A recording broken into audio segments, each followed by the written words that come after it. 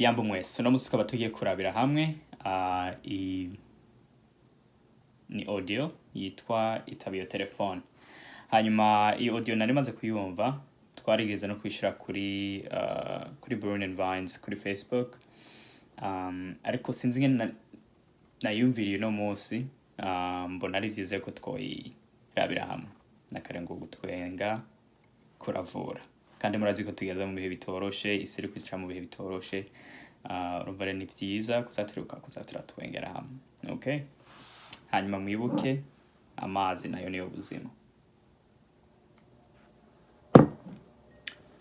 All right, let's go. Itaba iyo telefone. Itaba iyo telefone. Itaba iyo telefone.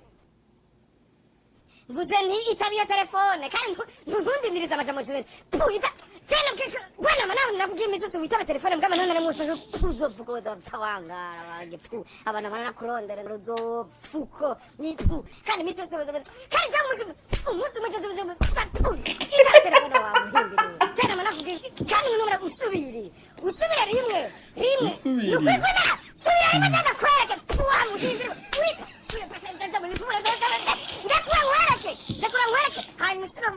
asubira kwara kwitaba iyo telefone jema nda guca umutwe ndamaze guca amaguru waba utindiwe uzopfa wanga.